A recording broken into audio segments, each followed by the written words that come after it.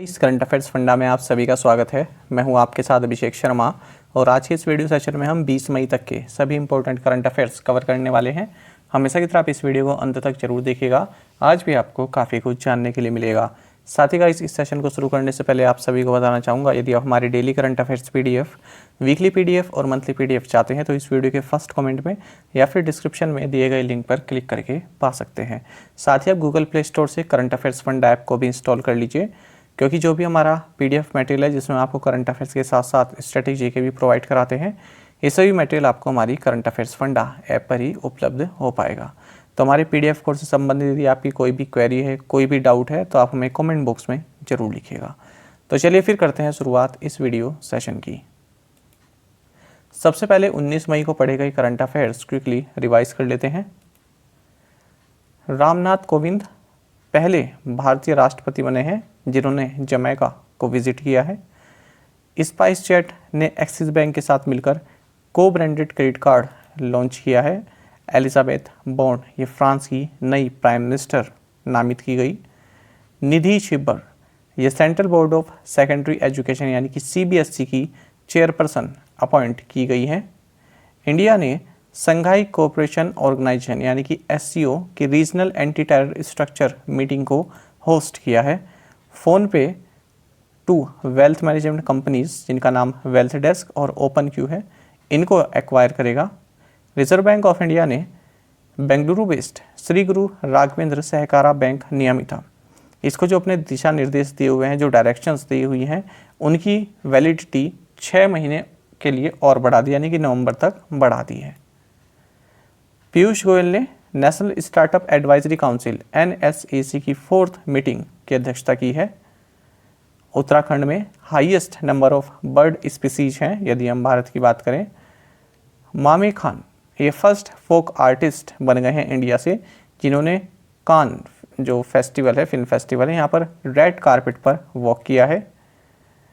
2019 में यदि air pollution से हुई डेथ की बात करें तो वर्ल्ड में भारत पहली पोजीशन पर है। 16.7 लाख डेथ्स भारत में 2019 में एयर पोल्यूशन के कारण हुई है।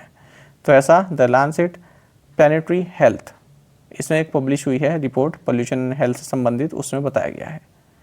नेशनल एरोस्पेस लेबोरेटरीज यानी कि NAL, इसने जो सारस मार्क 2 जो कि 19 सीट लाइट ट्रांसपोर्ट एयरक्राफ्ट है, इसके लिए digital anti skid brake management system को वैलिडेट किया है। मिनिस्ट्री ऑफ होम अफेयर्स ने CAPF पुनर्वास लॉन्च किया।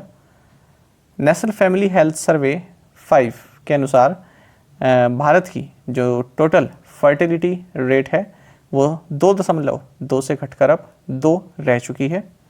साथ ही आपको जानना चाहिए कि राजस्थान का रामगढ़ विषधारी सेंचुरी ये भारत की 52nd टाइगर रिजर्व बन गया है, इसको नोटिफाई कर दिया गया है। चलिए अब 20 मई तक के सभी इंपॉर्टेंट करंट अफेयर्स देख लेते हैं।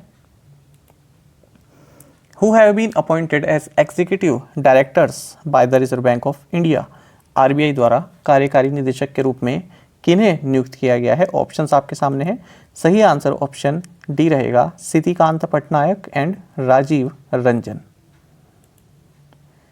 तो सिद्धिकांत पटनायक और राजीव रंजन इन्हें एग्जीक्यूटिव डायरेक्टर अपॉइंट किया है रिजर्व बैंक ऑफ इंडिया ने। आपको बता दें जो पटनायक हैं ये department of economic and policy research को देखेंगे, साथ ही जो राजीव रंजन है मॉनेटरी पॉलिसी डिपार्टमेंट को देखेंगे। Which of the following has launched market का Eklavya online investor awareness programme? निम्नलिखित में से किसने मार्केट का एकलव्य नामक ऑनलाइन निवेश जागरूकता कार्यक्रम शुरू किया है? सही आंसर यहाँ पर ऑप्शन बी है, NSDL। तो देखिए जो यूनियन फाइनेंस मिनिस्टर हैं निर्मला सीतारमन, इन्होंने एक ऑनलाइन इन्वेस्टर अवेयरनेस प्रोग्राम जिसका नाम है मार्केट का एकलव्य, इसको लॉन्च किया है स्टूडेंट्स के लिए हिंदी और अदर रीजनल लैंग्वेजेस में। और ये किसका प्रोग्राम है? ये नेशनल सिक्योरिटीज़ डिपॉजिटरी लिमिटेड यानी कि NSDL का ये एक ऑनलाइन इन्वेस्टर अवेयरनेस प्रोग्राम है जिसका नाम है मार्केट का एकलव्य। आप सभी जानते हैं NSDL मुंबई महाराष्ट्र में है और ये इंडिया की फर्स्ट और one of the leading central securities depository है वर्ल्ड में। और पद्मजा चंद्रू ये इसकी MD एंड CEO है। Which country topped the 2021 summer Deaflympics medal table? 2021 ग्रीष्मकालीन डेफलिम्पिक पदक तालिका में कौन सा देश शीर्ष पर है? ऑप्शंस आपके सामने है। सही आंसर ऑप्शन सी रहेगा, यूक्रेन। तो देखिए 2021 का जो समर डेफलिम्पिक्स है जो कि 2022 में अब खेला गया और ये 24th एडिशन है इन गेम्स का, तो ये कैक्सियास डो सुल ब्राज़ील यहाँ पर हुए हैं 1 से 15 मई के बीच में। आपको जानना चाहिए ये गेम्स जो हैं 4 साल में एक बार होते हैं। तो यहाँ पर जो मेडल टैली में सबसे ज़्यादा जिसने मेडल जीते हैं वो यूक्रेन है। 62 गोल्ड जीते हैं, 38 सिल्वर जीते हैं और 38 ही ब्रॉन्ज मेडल जीते हैं। तो टोटल 138 मेडल इन्होंने जीते हैं। दूसरी पोजीशन पर यूनाइटेड स्टेट्स है, इसके टोटल मेडल्स 55 हैं। तीसरे नंबर पर ईरान है 40 मेडल्स के साथ और अपना भारत यहाँ पर 9th पोजीशन पर है जिसने 17 मेडल्स जीते हैं इंक्लूडिंग 8 गोल्ड मेडल्स। बाकी आपको जानना चाहिए इन गेम्स का मोटो रहा sports comes from the our hearts और इसका मास्कट रहा रिंग नेल्ड कोटी जिसका नाम नीनो है। ये एक एनिमल है जो कि साउथ अमेरिका या फिर अमेरिकन कॉन्टिनेंट में पाया जाता है। तो इसी यही है इसका मास्कट बनाया गया है। और 226 इवेंट्स हुए हैं यहाँ पर 18 स्पोर्ट्स के तहत और 17 नेशंस ने यहाँ पर पार्टिसिपेट किया है। 71 नेशंस ने पार्टिसिपेट किया है। Which state announced nutritious breakfast scheme for primary school students? किस राज्य ने प्राथमिक विद्यालय के छात्रों के लिए पौष्टिक नाश्ता योजना की घोषणा की? ऑप्शंस आपके सामने है। सही आंसर ऑप्शन सी रहेगा, तमिलनाडु। तो तमिलनाडु के जो चीफ मिनिस्टर है MK स्टालिन, इन्होंने कहा है कि जो गवर्नमेंट प्राइमरी स्कूल हैं यहाँ पर जो स्टूडेंट्स हैं 1st से 5th स्टैंडर्ड्स में, तो इनको जो है न्यूट्रियस ब्रेकफास्ट भी दिया जाएगा, यानी कि पौष्टिक जो नाश्ता है वो भी प्रोवाइड कराया जाएगा in addition to mid day meal.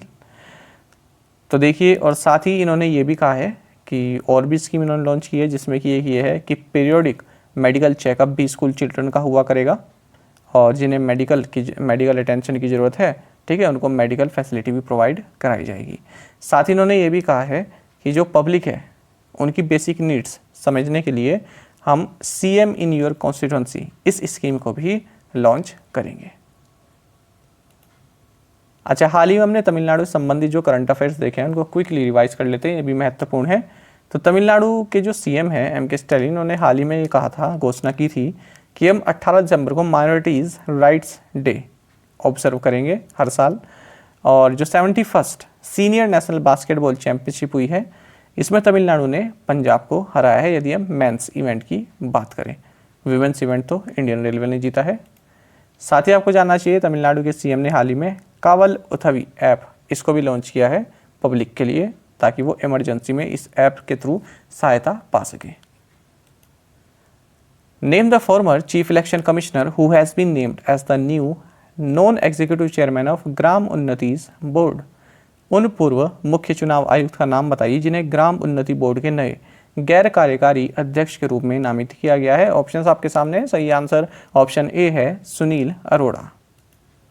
तो सुनील अरोड़ा आप सभी जानते होंगे, ये फॉर्मर चीफ इलेक्शन कमिश्नर रहे हैं। तो एक एग्रीटेक स्टार्टअप है जिसका नाम ग्राम उन्नति है। तो इस स्टार्टअप ने सुनील अरोड़ा को अपना नॉन एग्जीक्यूटिव चेयरमैन नियुक्त किया है। आपको जानना चाहिए जो ये ग्राम उन्नति है 2013 में इसकी स्थापना IIT खड़गपुर के ग्रेजुएट है अनीश जैन इनके द्वारा की गई थी। तो ये जो मार्जिनल फार्मर्स हैं उनको एडवाइजरी सर्विसेज प्रोवाइड कराता है, लॉजिस्टिक्स से संबंधित उनको गाइडेंस प्रोवाइड कराता है और मार्केट से किस तरह से आप लिंक हो सकते हैं, ये सभी सर्विसेज ये प्रोवाइड कराता है जो मार्जिनल या फिर स्मॉल फार्मर्स हैं उनको। Who has been appointed as the Chief Executive Officer of Royal Enfield? Royal Enfield के मुख्य कार्यकारी अधिकारी के रूप में किसे नियुक्त किया गया है? ऑप्शंस आपके सामने हैं। सही आंसर ऑप्शन बी रहेगा, बी गोविंदराजन। तो देखिए आइसर मोटर लिमिटेड जो कि रॉयल एनफील्ड की पेरेंट कंपनी है, इसने कहा है कि हमने रॉयल एनफील्ड के जो CEO हैं वो बनाए हैं बी गोविंदराजन। बाकी आपको जानना चाहिए रॉयल एनफील्ड का हेडक्वार्टर्स चेन्नई तमिलनाडु में है।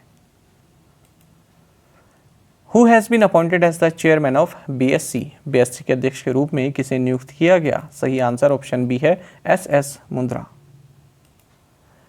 तो देखिए बीएससी ने जो एस मुंद्रा है इनको अपना चेयरमैन नियुक्त किया है, यानी कि जो बोर्ड ऑफ डायरेक्टर्स हैं उसके जो चेयरमैन हैं ये हैं एस मुंद्रा, और ये विक्रमजीत सेन को रिप्लेस करेंगे।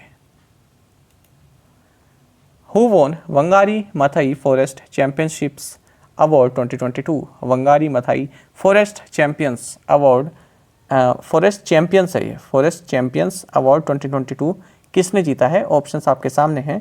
सही आंसर ऑप्शन ए है सेसिल नजीबेट। चलिए जानते हैं। तो देखिए कार्टूनिस्ट एक्टिविस्ट हैं ये, और कैमरून से आती हैं सेसिल नजीबेट। तो इन्होंने 2022 का Wangari Maathai forest champions award जीता है।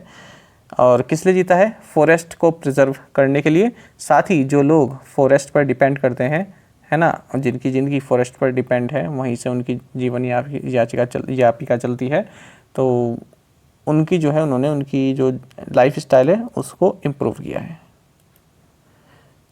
बाकी आपको जानना चाहिए जो अवार्ड है ये कोलैबोरेटिव पार्टनरशिप ऑन फॉरेस्ट द्वारा प्रेजेंट किया गया है सियोल, रिपब्लिक ऑफ कोरिया में। Which countries Anna Qabale Duba has been announced as the winner of the Aster Guardians Global Nursing Award? पूछ रहे हैं कि किस देश की अन्ना कबाले दुबा को Aster Guardian Global Nursing Award के विजेता के रूप में घोषित किया गया? सही आंसर ऑप्शन ए है केन्या। तो देखिए केन्या से है ये अन्ना कबाले दुबा, और इन्हें Aster Guardians Global Nursing Award से सम्मानित किया गया है। SEBI has constituted a committee under whose chairmanship to advise on matters related to environment, social and governance (ESG) in the securities market। पूछ रहे हैं कि प्रतिभूति बाजार में पर्यावरण, सामाजिक और शासन से संबंधित मामलों पर सलाह देने के लिए सेबी ने किसकी अध्यक्षता में समिति का गठन किया? ऑप्शंस आपके सामने है। सही आंसर ऑप्शन सी है नवनीत मोनत। सेबी यानी कि securities and exchange board of India, आप सभी जानते हैं। तो देखिए जो सेबी है जिसे कैपिटल मार्केट रेगुलेटर भी कहते हैं, तो इसने एक एडवाइजरी कमेटी बनाई थी किससे संबंधित? ESG से संबंधित। ESG की फुल फॉर्म आपके एग्जाम में कई बार पूछी जाती है, याद रखिएगा, एनवायरनमेंट, सोशल एंड गवर्नेंस। तो सिक्योरिटी मार्केट में जो ESG संबंधित मैटर्स हैं तो उस पर एक एडवाइजरी कमेटी यहाँ पर सेबी ने बनाई है, और उसको हेड करेंगे HDFC म्यूचुअल फंड के CEO नवनीत मोनत। इनके अलावा 19 मेंबर्स भी हैं इस कमेटी में, ये आपको याद रखना चाहिए, और 4 सेबी ऑफिशियल्स भी इसमें जो है कोऑर्डिनेटर के रूप में कार्य करेंगे।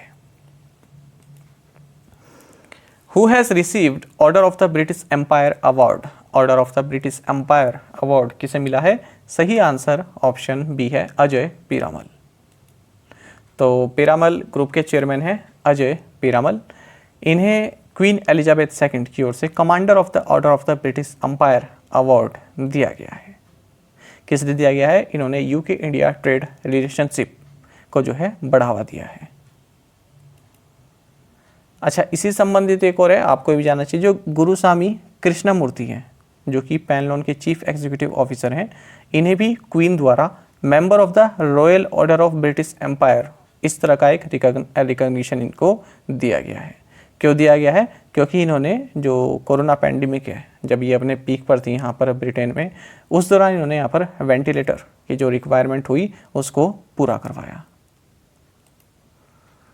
S&P Global Ratings cut India's growth projection for the current fiscal to what % from 7.8% earlier? पूछ रहे हैं कि S&P ग्लोबल रेटिंग्स ने चालू वित्त वर्ष के लिए भारत के विकास अनुमान को पहले के 7.8% से घटाकर कितने प्रतिशत कर दिया है? सही आंसर ऑप्शन बी है 7.3%।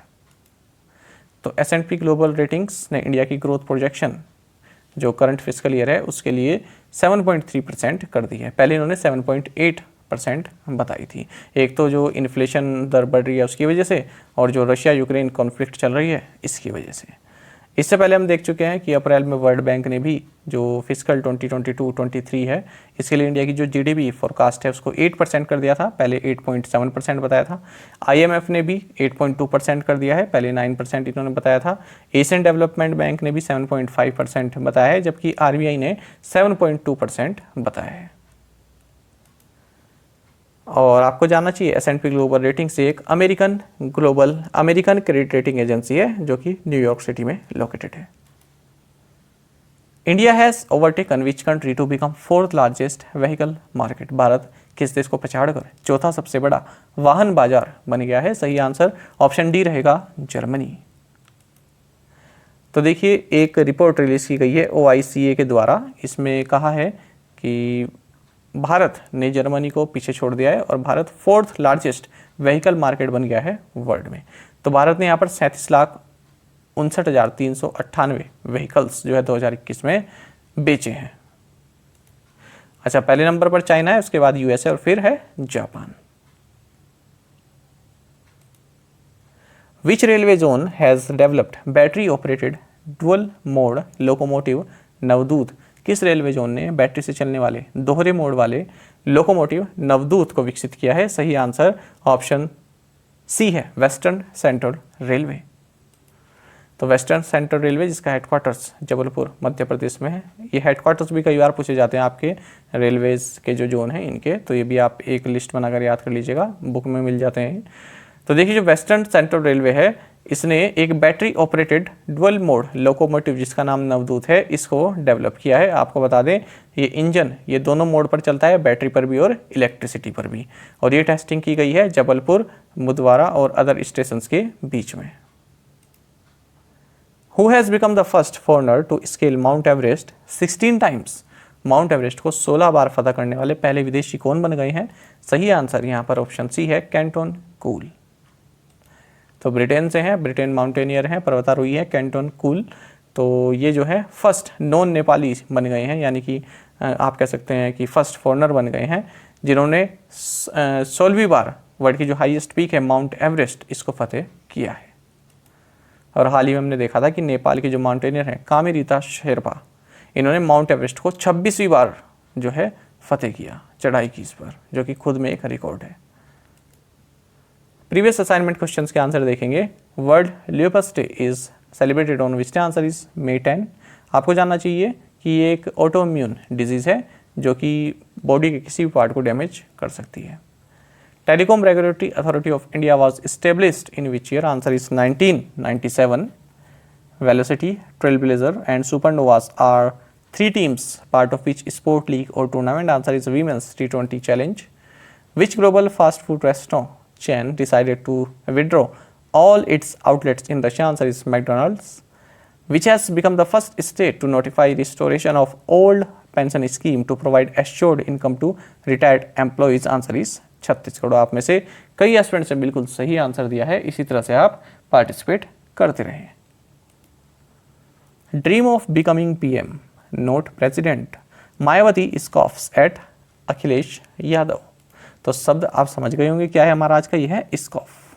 तो देखिए यहाँ पर हुआ ये कि अखिलेश यादव की पार्टी या फिर इन्हीं की ओर से एक बयान इस तरह से आया कि मायावती जो है प्रेसिडेंट जो है बनेंगी, है ना। तो इस तरह से कुछ मैटर था। तो मायावती ने कहा कि मैं प्रेसिडेंट नहीं बनूंगी, आप लोग चाहते हैं कि मैं प्रेसिडेंट बन जाऊं और जो स्टेट की जो सत्ता है वो आपके हाथ में आ जाए, ऐसा नहीं है, मैं CM भी बनूंगी और मैं PM भी बनूंगी। तो ऐसा इन्होंने कहा है। तो मायावती ने क्या किया, अखिलेश यादव की ओर क्या किया, स्कॉफ किया।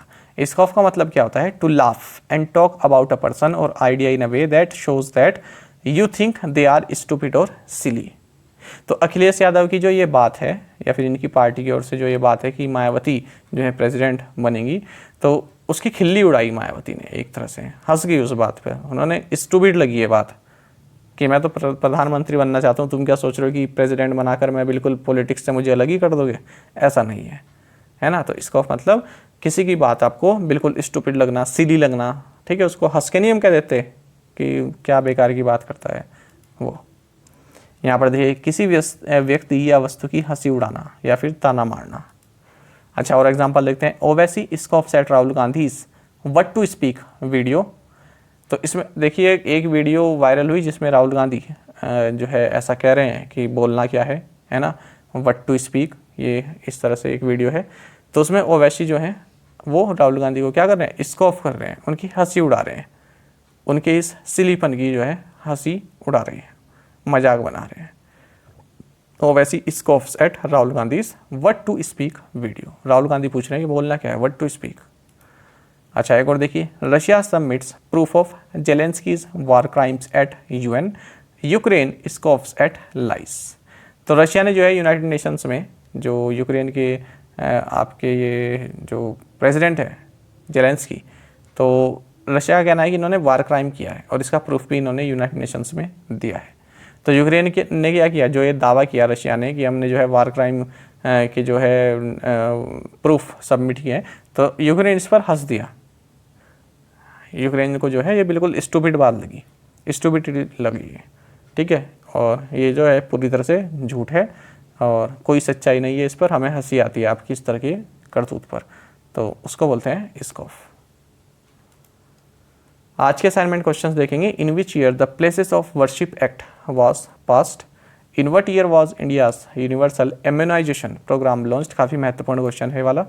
विच country was hit by tropical storm Agaton या Maggie in April 2022। Mame Khan become the first folk artist to open the red carpet event for the Indian contingent at Cannes Film Festival in France. Where is he from? किस राज्य से है ये आपको बताना है। Name the Indian Army Chief who was conferred the Param Vishisht Seva Medal for Distinguished service of exceptional order by president Ramnath Kovind. तो इसमें तो डायरेक्ट आपको इंडियन आर्मी चीफ का नाम बताना है, उन्हें हाल ही में परम विशिष्ट सेवा मेडल दिया गया है राष्ट्रपति के द्वारा। तो कोशिश कीजिएगा पांचों क्वेश्चंस के आंसर आप हमें कमेंट बॉक्स में दें। यदि आपको एक क्वेश्चन का आंसर भी आता है तो भी आप हमें कमेंट बॉक्स में बता सकते हैं। साथ ही करंट अफेयर्स फंडा को आप टेलीग्राम पर भी ज्वाइन कर सकते हैं। यहाँ पर रेगुलर वीडियो अपडेट्स और करंट क्विज़ हम आप सभी के लिए डालते रहते हैं। साथ ही डिस्कशन ग्रुप में आप किसी भी क्वेश्चन का सोल्यूशन पा सकते हैं। दोस्तों यहाँ पर हमारे करंट अफेयर्स की प्लेलिस्ट दी गई, इसको आप जरूर देखें, अपने दोस्तों के साथ फैलोअर्स के साथ हमारे करंट अफेयर्स को शेयर जरूर करें। आज का सेशन आपको कैसा लगा कमेंट बॉक्स में जरूर बताइएगा। Thank you guys.